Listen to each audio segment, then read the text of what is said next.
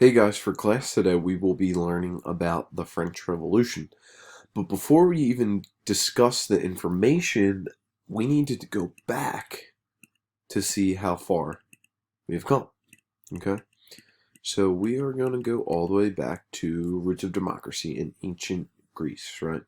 So when we were reading about this part, we were talking about city-states, the new idea of a democracy, what aristocrats, how different groups of people started to interact in countries, right? Moving to the next page, we got more into certain types of ancient Greek city-states, Persia, Sparta, Athens, etc. And then we started to learn about a little bit more about different things and different wars that had happened. But as you can see, this is why we're going back to do this. We are still in 1900 BC, but as time surpasses, we are moving closer and closer and closer to our current age, right? That's what a timeline does. It goes from the past and it goes all the way up till right now, till current present day. Okay? So again, as time has surpassed, people started to think. Philosophers, people started to question why. What can we do better as civilizations? Then this great Republic of Rome, this big empire, mighty empire, comes out of this ancient Greece area, right? So, and then we even add more and more to it, right? So then, maybe we'll have a republic, maybe a form of government where people are elected and the people make the laws and vote for people. Wow, that's a new found idea. But again, we are still moving on our timeline, right? So, and then we even go even further to having classes of people, right? This is where in society we still have classes of people. People like to say that we don't, but we still do. We have that, 1% of our population that is super, super rich, and then majority of our country, like you and I, are in the middle class, and then some people are struggling or even in a lower class. But people try to get out of their classes, and some people slip down. Maybe if I lose my money, I'll be in a lower class, but maybe if I make more money, I'll be in a higher class, right? So we have more fluidity now, but people were really stuck in their own class.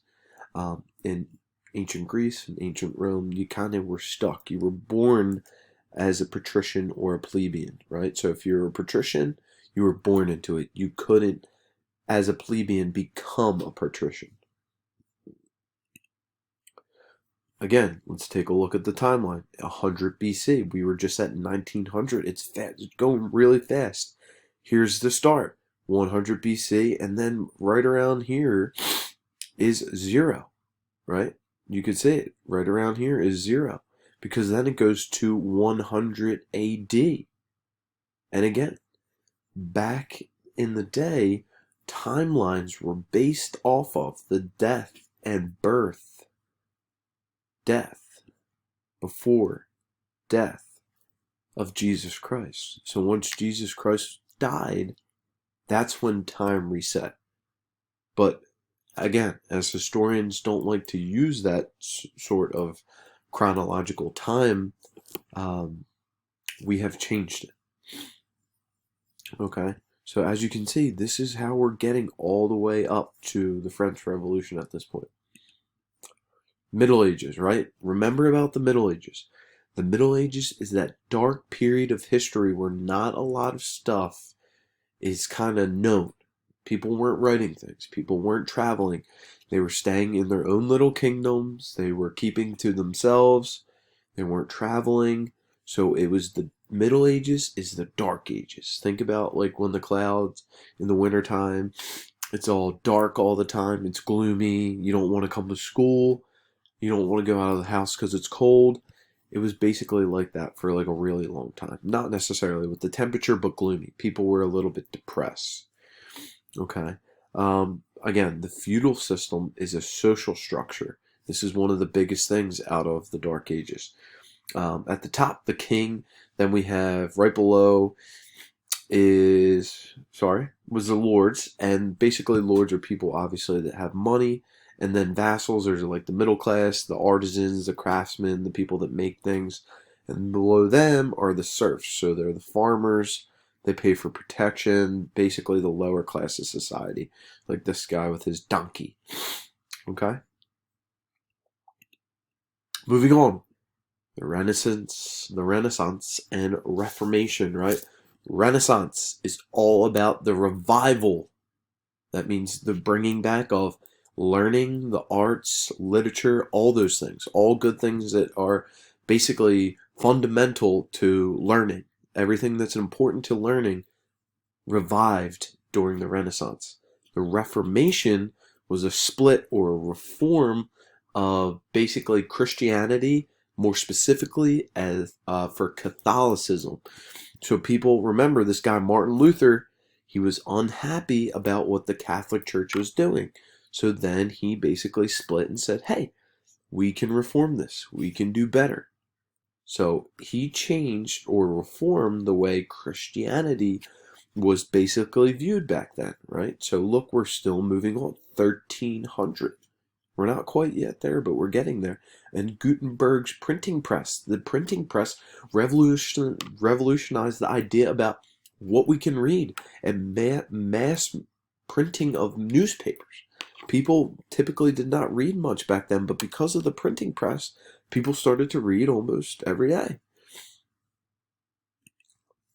Exploration and colonization. Now, right after this, all these new things are happening with the Renaissance, Reformation. We should start to spread these ideas. Okay, so this is where the exploration and colonization begins to start. Like we talked about this earlier in the year with Columbus. In 1492, Columbus sailed the ocean blue. Well, where do we know? What country is Columbus from? He's from Spain, right? So he kind of, took a trip and went all the way around over here. Okay? So this is the same thing. This is where all different parts of history start to collide and mash up, right? So I was looking for a date here. Yeah, so by 1650, European countries controlled parts of Africa and Asia as well. So this is segue into a whole different part of European history and the Industrial Revolution. Now, the Industrial Revolution is just not the United States, Great Britain, etc. It's all countries. A lot of countries adopted this. The new idea that you didn't have to work on a farm your whole life. You could go to a city and you could make more money working in a factory and have a house right next to the factory and have a family right next to the factory. And you could just basically make a living doing that instead of farming. And that's what made the cities get really, really big, right? So people started to explore. They settled down. They started working in big factories. Then the cities got bigger, and then some things started to change. Now, there's been many revolutions, you know this, right? So the French Revolution actually didn't happen before the American Revolution. The French helped us with our revolution. They saw what change we had. We saw that we got a constitution and that people had more say in the government, and the French were like, I think we want that too. So as you can see the date, right? By the summer of 1789, the French people had not yet benefited from the Industrial Revolution. Harvests were poor and prices skyrocketed. On July 14th, mobs attacked the Bastille. It's a prison. Here it is. Paris's ancient prison. This action sparked the French Revolution. Now, going right to this date, 1789. Our revolution started when we declared independence on July 4th, 1776. So you can see that was a couple years prior to the French starting their revolution. Okay. Roots of the revolution. For years, France's lower and middle classes had suffered injustices. French society was composed of three large groups called the Three Estates. The first estate was made up of the clergy, or priests. The second estate was made up of nobility or aristocrats, people with money. And the third estate included everyone else from merchants to peasants. The third estate paid the most of the taxes but had no voice in government. Doesn't seem too fair.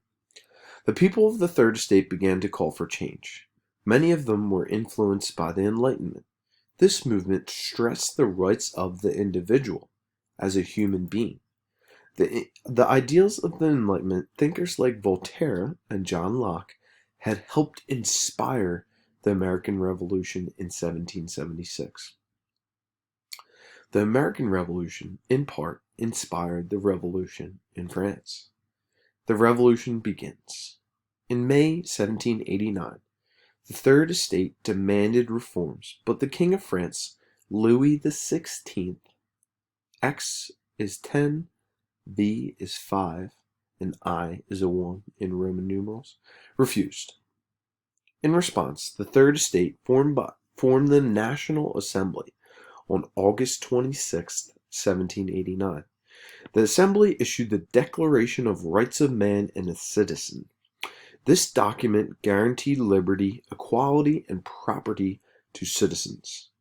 The Assembly tried to form a new government in which Louis would share power with an elected legislature. However, he again refused to cooperate. The radicals take over. Finally, in 1792, the Jacobins, a group of radicals or extremists, seized power and formed the National Convention. The following year, the group executed Louis XVI and Marie Antoinette, his queen.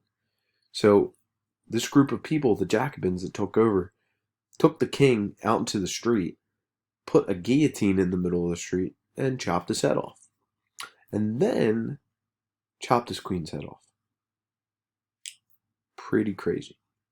The violence soon got worse. Jacobin leader Maximilien Robespierre led a reign of terror. The Jacobins used a machine called the guillotine to cut off the heads of estimated 40,000 people. In July 1794, the French finally turned on Robespierre and executed him. The rise of Napoleon. After 5 years of violence, the French were exhausted. France was at war with Prussia, Austria, and Britain, and the government was not ruling effectively. A young general, Napoleon Bonaparte, saw his chance to overthrow the government. Over the next 5 years, Napoleon increased his powers. He then declared himself Emperor Napoleon I and set about conquering other European powers and building an empire. Britain and Prussia finally defeated him in 1815. And then again, he takes power again and then gets kicked out and then takes again and then gets kicked out. Long story short, we'll learn a little bit more about this next week, but make sure when you go into Schoology, you finish all the steps, especially the attendance part. I so happen to be on period 1, but attendance, intro question, this is the video you are watching right now, and step 3, this is a TED Talk, very good, you will see here. And 4 is viewing the images of the French Revolution, putting a title on it, and giving me a description. Okay? So if you have any questions, comments, concerns about anything with class for today, or simply anything with grades, just send me a message on Schoology, preferably, or send me a message on Google. Okay, guys? Have a great day.